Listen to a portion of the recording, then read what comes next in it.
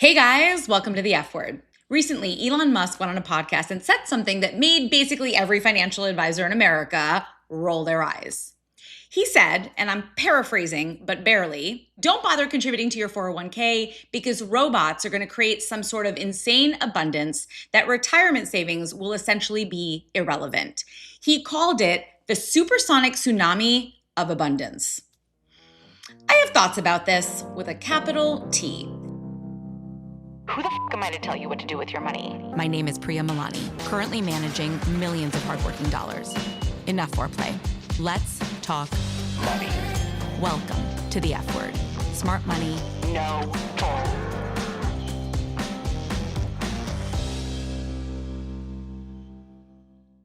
But before I get into them, I wanted to talk to someone who actually builds with AI for a living and also happens to have the Wall Street pedigree to know what it means for your money.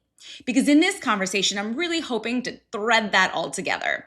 What AI actually changes about how wealth gets built, what it means for someone who's making $250,000, $350,000, $400,000 a year.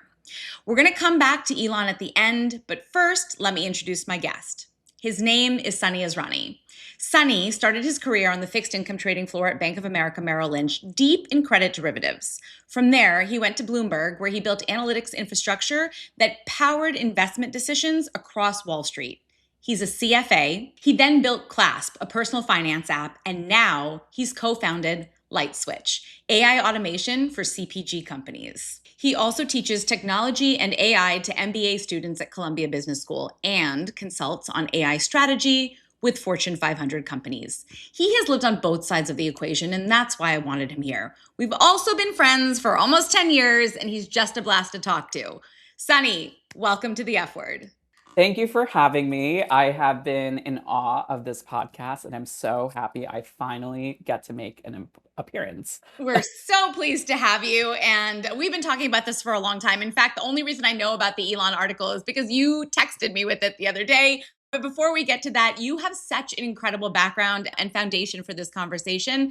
But I want to start by helping the audience understand your career and actually, more interestingly, your career pivot, because I find that most people who start in finance stay in finance. They don't necessarily go build things. So tell us a little bit about what you're doing at LightSwitch and why you're so excited about it. So, I think with LightSwitch, what we have an opportunity to do here is to take a more what we call an industry that's in the real economy, is what people say, which is like the CPG industry, both on the brand side and the manufacturer side, and actually kind of get them up to speed in the 21st century. And I think what I personally get excited about is taking all these AI transformation, taking all of these leaps in technology and applying them to help actual people, like actually seeing the headaches go away, And I think that to me is very exciting.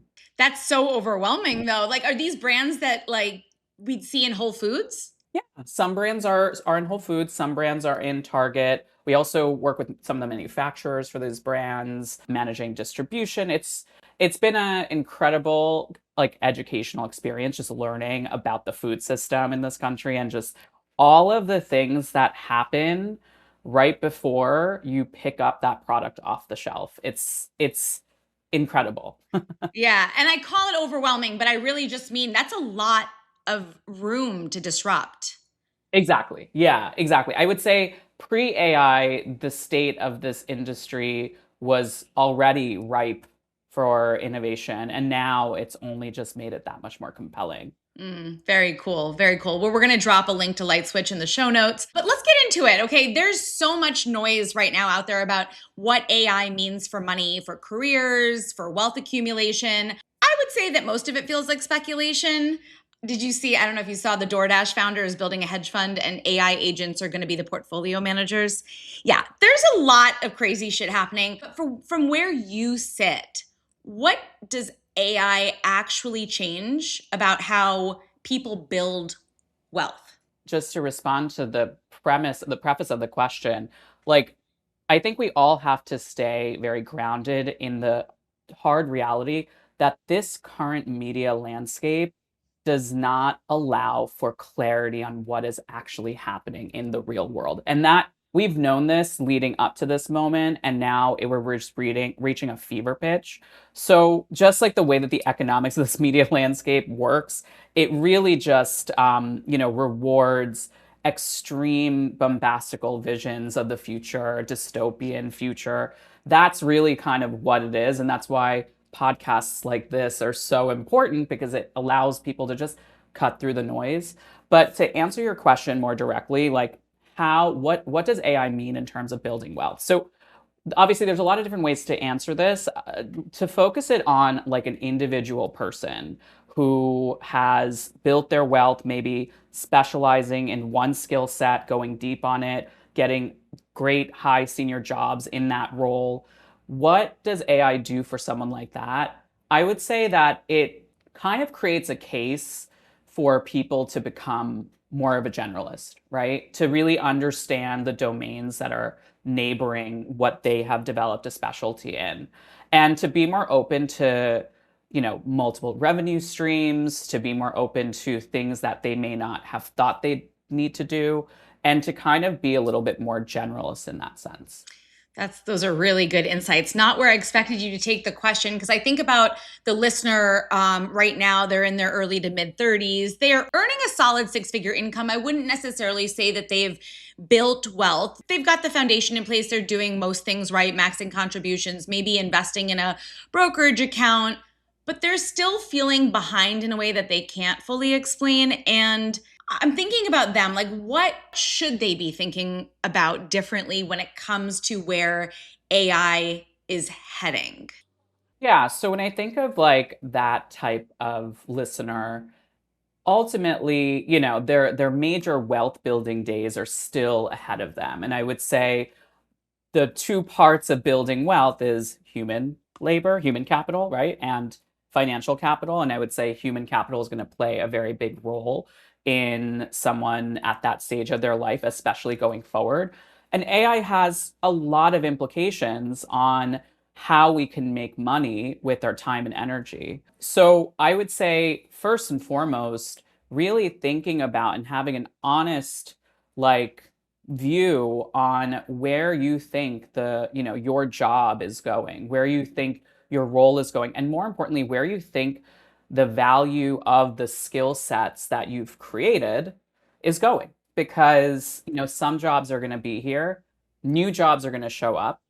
And I think for the listener who is feeling behind, I think there's a lot of good, valid reasons to feel behind. Not, and some of it may not even have to do with AI. Some of it may just have to do with the macro economic picture of like inflation and high cost of living. But of course, the other factor is the fact that the role of work is changing so fast, and it feels like the ground is shifting underneath us all. But having an honest conversation and really thinking about how can my skills really evolve in this landscape? And more importantly, how can I stay competitive? I think that's really like a good starting point because there are a lot of ways that you can stay competitive in this environment that you may never have even thought of before. Yeah, I love that answer. It's such a constructive one and really encourages each of us like to take our life into our own hands, to take a more active role. And luckily for my listeners, they've evolved in their career, but they're still early in their career, right? Like they're still young, they're still at a point where they can say, I've been thinking about my career in one way, and this just gives me the opportunity to start thinking about it in new and different ways. And for those that are feeling behind the eight ball, also I'll add, and you probably know the exact stat since you teach on this, but something like, we're all feeling like, oh, the whole world is using ChatGPT and Claude, but really the number of people that have even started, and from a corporate perspective as well, to adopt AI in their day-to-day work function is minuscule. Yeah, 100%. And I think, the stat, I might butcher the stat, but I think like if you look at ChatGPT, only 5% of the users are actually paying for it. The rest of them are really just using it as like a glorified search engine. And I think like, if you saw the charts like maybe 6, 7 months ago around AI adoption, of course, playing into this media landscape, like look at how quickly AI has been adopted, like several hundred million users within months, like it created this fever pitch. only to realize later that no, this is literally just people, instead of using Google, they're now using ChatGPT. So like that narrative that was being pushed was completely wrong, which is why I believe that a lot of these other narratives right now are also wrong. But to your point, like if you actually go into a lot of these companies, if you actually talk to people on the ground, they are just using it as a glorified search engine, which is great because it is a slight level up from a search engine, but that doesn't even scratch the surface on what AI can do, which is changing the nature of work. And I would say, for someone who is maybe making $200,000, $300,000 right now and may want to make half a million to a million in, 10 years, what's interesting is that that playbook is gone. It doesn't exist.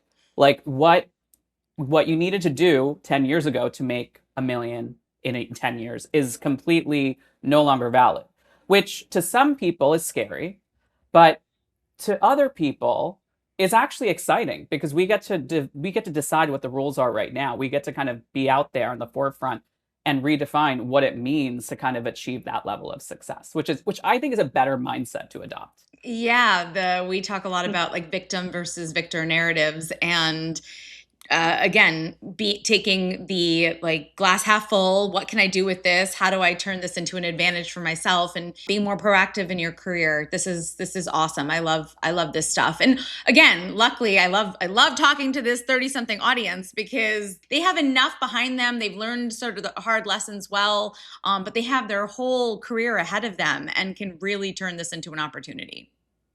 Exactly. Exactly. Love, love. Okay, here's something I've been genuinely curious about, and I'm specifically curious about your take.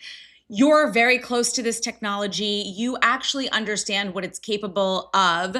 Do people who are super close to this technology behave differently with their own money? And like, are AI professionals making different financial decisions than the average high earner, do you think? And like, if so, what might that look like in practice? Yeah, I'll be honest with you, and the answer is maybe a little like anticlimactic, but the people who I know who are very close to these technologies, who are working in it and making good amount of money, are awfully conventional when it comes to their financial investments. I know, again, like the headlines and the narratives that we see is like this person went all in on Nvidia, or these people are going into some obscure cryptocurrency to prevent against some dystopian future. That is great, and that sells clicks to an article. But what I personally am seeing with people on the ground is that it's their investment strategy is actually, again, quite traditional. And I'll tell you why. The people who are working close to AI, they are certainly bought in on, and myself included, certainly bought in on the value that it can create for society. But it would definitely be like a fool's errand to try to predict which companies, specific companies, get ahead. I mean, just 18 months ago, OpenAI was like the darling of like of the street, right? Like people were like, this is the company to really model after. That Microsoft had some affiliation with them, so they got a little bit of a bump from that. And now Anthropic has completely surpassed them. And who's to say Google won't just disintermediate both of these people, right? It is almost impossible to predict which companies are going to win over the other ones. And the people who are acutely aware of that are the people who are working in these industries. That said, I do think that there is a broad acceptance that AI itself is going to be, and it's going to create a lot of value. So what I'm actually seeing is more of like an index play, more of a broad market exposure play, definitely being in the game, maybe investing in an AI ETF. I am invested in a couple, like maybe just tilting a little bit more, but other than that, pretty traditional. Sounds like a nod towards capital D diversification, Absolutely. Absolutely. which has been the playbook forever for wealth And building. it's not going anywhere. AI is not going to disrupt that. We're thinking about retirement, right? And the 401k was built for a very specific playbook. Let's call it you work, you save, you compound, you retire at 65. Like that's the model. So do you think that model, I heard you say like 10 to 15 years from now or 5 to 10 years from now, like does the model still hold in the world that is changing so fast in terms of like stay the course and just, yeah, progress as we've always thought to? That's a good question. So I think firstly, the model of just saving for the future and saving for retirement will never be out of style. I mean, even before 401ks were even a thing, like saving for the future is just a time-honored winning strategy. So I'll start with that. Now, in terms of the specifics of like the vehicle for saving for that future, specifically the 401k, I think that there's some room for innovation on that, especially in my view. We could see a future where people really are pursuing multiple income streams. We're seeing a proliferation of a lot of fractional type of consulting work, and I think that's only going to accelerate. I think that's a good thing, and obviously, I am biased because I am like a serial entrepreneur, and while I have worked at large companies, I've mostly also worked on for myself, and I prefer the latter for sure. And I think that's a good thing, right? I think flexibility is good. Being eating what you kill is good. So I think that there's room for some more flexible vehicles for retirement. I obviously have a 401k from all my employers, but I also have an IRA. I also have a self-directed IRA that I did at one point. So I think that like we should probably be looking at alternatives, and obviously makes a case for some like legislation around that as well, because the IRA caps are not as high as the 401k caps. Great points, incredible points. Real quick, if you've ever seen your paycheck hit your checking account and thought, where the hell does it all go? You're not alone. If you're in your 30s making six figures, it's time to get your financial shit together. Go to stashwealth.com and book a call. All right, back to the episode. I kind of want to go a little bit rogue. I want to get to the Elon stuff, but before, I have a couple quick questions that I didn't tell you about, which I want to know, which is your favorite AI platform? Like, what do you use? Are you using Yeah. ChatGPT? Are you using Claude? What do you use? Yeah, so right, I will preface this by saying that the tooling is changing every, 6 to 8 weeks. So this is at the time of this recording, my favorite tooling is all the things in the Anthropic ecosystem. Not being paid by Anthropic, just is just my honest take. I'm very excited about what they put out, especially with Claude Cowork. I think it's like a game changer for professional work. I love teaching that stuff. But also, I'm a huge fan of N8N. N8N, if you don't know what that is, it's basically just a way to kind of build these visual workflows. And the reason why I love N8N is because A, it's open source. So if you want to really have full ownership over your AI tooling, and if you're very sensitive around privacy and you just want to take control, that's available to you. And they're AI model agnostic, meaning you can connect it to Anthropic, you can connect it to ChatGPT, or you connect it to anything else that comes out. And I think the biggest thing is that with something like an N8N, you could see what's happening. So if you build something, you can actually see the workflow in action. Whereas, Claude Cowork takes more of a black box approach. Ultimately, I'm using all of the above.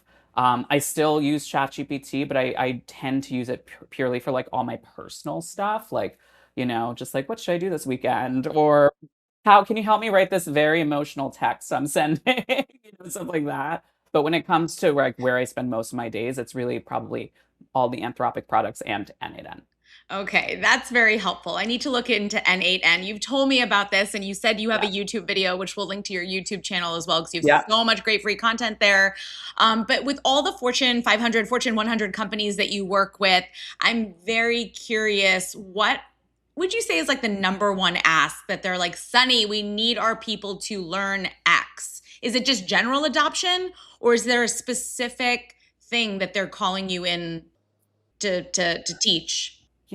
It's the answer to that question maybe like it's overly simple. It's just they don't even know where to start, Mhm. most of them, because, when you have that large of a company, when you have that large of an operation, and when you have such a tremendous shift in technology that is changing the paradigm of how we work, it is very difficult to kind of refactor such a large operation. And they're really just starting with can you just teach our employees like what Claude is, like how to even just do the most basic things in cowork? But I will say overwhelmingly, I would say the first use case of anyone using AI is as a glorified search engine. And then right above that is just using it to help you write emails. And I think that's kind of where we're at, like with the vast majority of professional people, especially in some of these larger companies. I'm usually brought in to kind of get them to that next level where we're actually building AI systems and building your own tooling, which is something I'm very, very passionate about. And I feel that everybody, whether it's for their company or for themselves, should be in a position where it's as easy to build their own software as it is to write an email. There's one term I keep hearing over and over, and I would love if you would just like simplify it for our audience and me. When we hear the term AI agents, what does that mean? What are people talking about? There is definitely more of like a proper technical definition that I was pretty a purist on maybe like 18 months ago. But now I've definitely relaxed the definition because it's kind of become a bit of an umbrella term. But I would say, broadly speaking, an AI agent is a system that has access to an AI model, so there's intelligence to it, and also has access to tooling. So it can actually perform actions. It has agency, hence the term agent. So an AI model without that agency is just a chatbot. It's just you can ask it questions, basically what GPT was 2 years ago. Now, if you add agency, meaning now this chatbot can go search the internet for information, or this chatbot can connect to your Google Drive and actually take action, send an email, connect to Slack. Now we're getting into more of an agent. And when I say agentic system, typically what I mean is when you have one or more of these agents kind of like connected together to kind of produce some kind of automation or some kind of workflow. Intelligence combined with tooling. Yes, exactly. To create agency. To create agency, like draft an email, but you wouldn't say draft an email in my Gmail. It would just see an email in your Gmail, draft the email, Well, and it could be both. It could be both. Yeah, it all depends on how the system is set up, how okay. sophisticated it is, how the triggers are, like how the triggers work. So it could be as simple as you literally going to some kind of chat interface saying draft an email, and it literally can set up a draft in your email. Or it could be so sophisticated where it could be this end-to-end workflow where it's like scanning your inbox every, few minutes and like flagging things and drafting emails for you. Kind of like a chief of staff, essentially. Yeah. That seems like a really good initial use case for a lot of people is like everyone can have a chief of staff now. Exactly. And that's something I feel very passionate about because to me, the biggest promise of AI is amplification, not replacement, amplification. Not like, let me just have it think for me, but rather let it think about all the lower level things so I could think about the more important things, right? Like to really create forward leverage in your life and actually do things. So again, my strong belief is that I think everyone should be in a position where they can build their own chief of staff as easy as, again, being able to write email. Love that. Love that world. We're closer than ever. I've been fooling around a little Yes, bit and we'll have to get you over to Stashwell to come help us overhaul. absolutely. You're too Anytime. busy. Okay, Sunny, this is awesome. I know we could just chat for hours and hours, maybe preferably over a boozy brunch. Let's go back to where this conversation started, which is Elon Musk. Because Elon Musk literally said, quote, don't worry about squirreling away money for retirement 10 to 20 years from now. It won't matter. He said that if AI does what he thinks it will do, saving for retirement will be completely irrelevant. These are like extreme, extreme words, like universal abundance, zero scarcity. Obviously, financial experts call it nonsense, but I'll get to my take in a second. I first want yours. You build AI, you understand the actual trajectory that we're on here, probably better than anyone. What do you think of this radical advice? Is there a future? Like, I know it's not near, but is there a future where this exists? Well, I think the key word in the quote is the word if, right? The issue is that we are at a place where there is a great destabilization happening from the incredible leaps in these technologies. So it is impossible to predict where things are going to go in 5 to 10 years. The way that I usually think about things is in scenarios, right? Like, what is the probability of this scenario? What is the probability of that scenario? This abundant future is certainly a scenario. My personal take is the probability is quite low. But even if you believe that there is a much higher probability, what is baked into the what that quote is that basically, are you willing to bet your future on a scenario which depends on a whole bunch of factors that may or may not happen? And it just seems, from a logical perspective, if we just want to play on pure logic, it's just illogical to bet everything on like a scenario that may happen, like a remote possibility. My personal take is that I think there is a potential future where there is this abundance economy, but also not only are we depending in that scenario, not only are we depending on all the technology to come out at the pace that it is coming out, which may not. We're also depending on how humans adopt these technologies, and predicting human adoption at that scale is one of the most impossible things. No AI model can ever do that.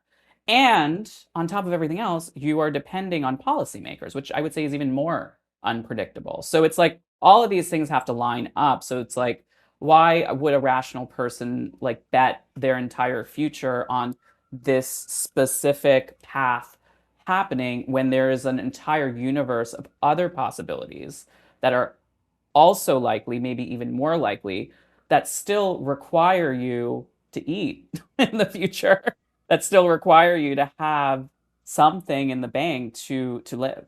Yeah, I hear you.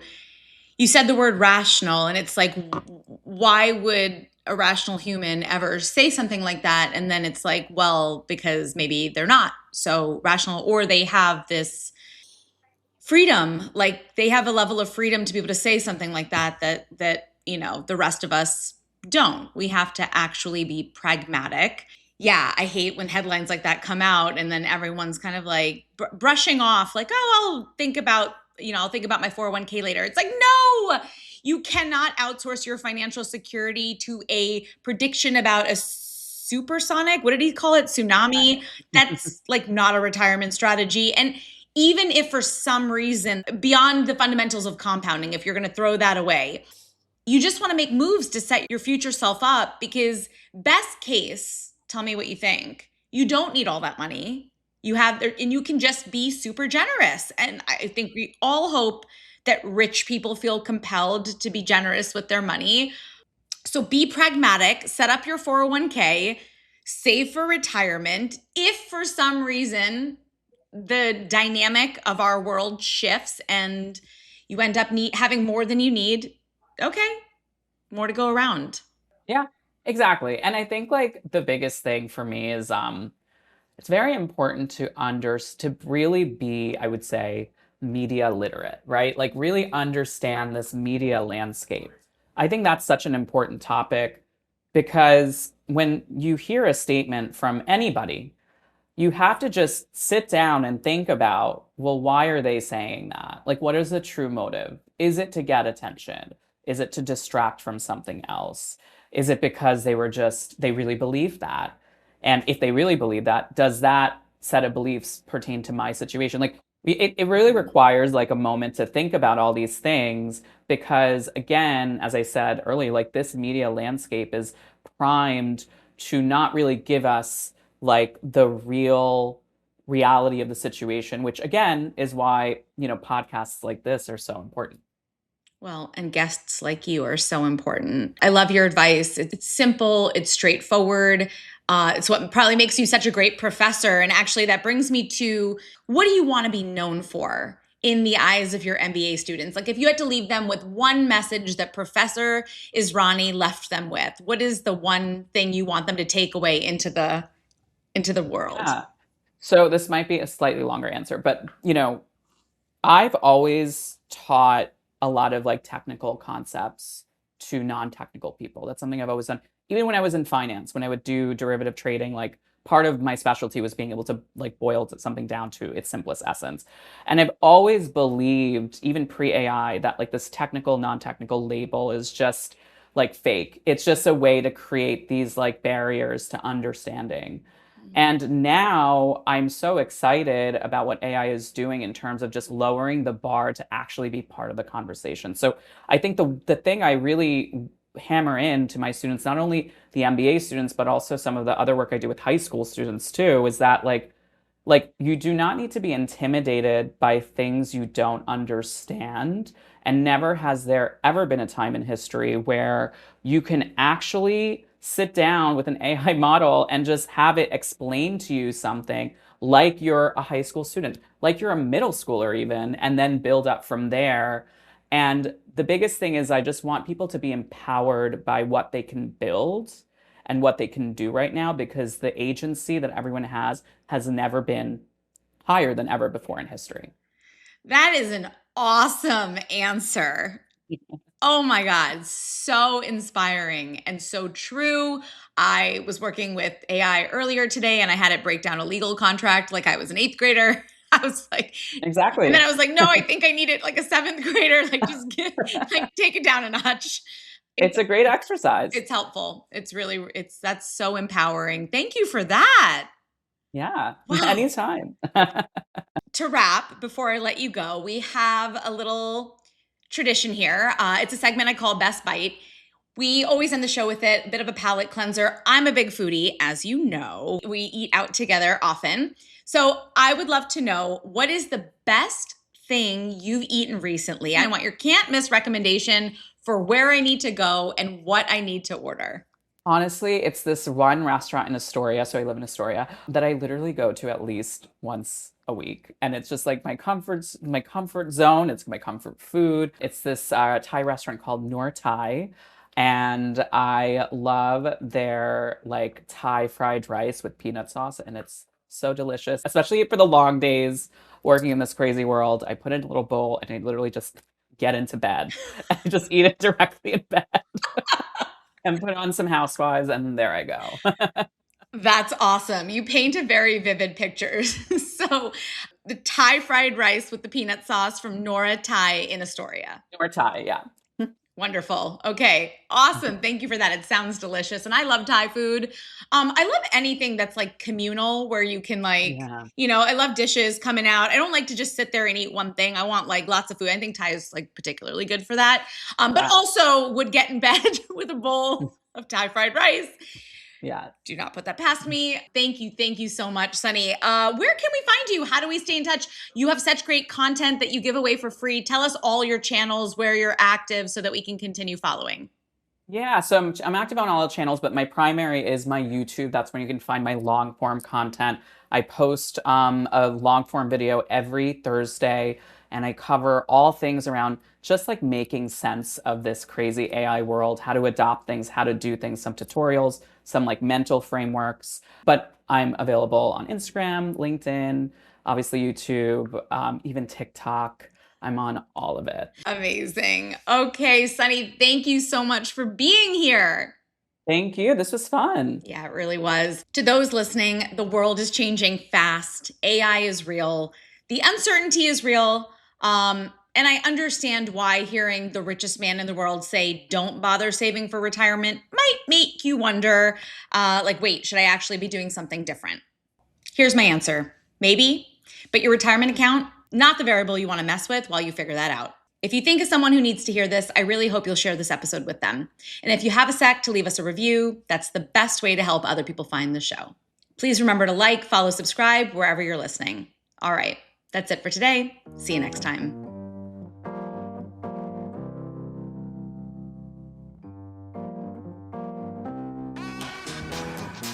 Thanks for listening to The F Word with Priya and Milani. If you like what you heard, hit subscribe wherever you're listening and leave us a review while you're at it. We're approval junkies. Don't forget, you can find a ton of great resources, content, courses, and other freebies at stashwealth.com. Now, for the capital S stuff our lawyers want us to say. StashWealth is a registered investment advisor. Content presented is for informational and educational purposes only and is not intended to make an offer or solicitation for any specific securities, product, service, or strategy. Consult with a qualified investment advisor, that's us, before implementing any strategy. Investing involves risk, including the loss of principal. Past performance does not guarantee future results. There, we said it. Did I have that up?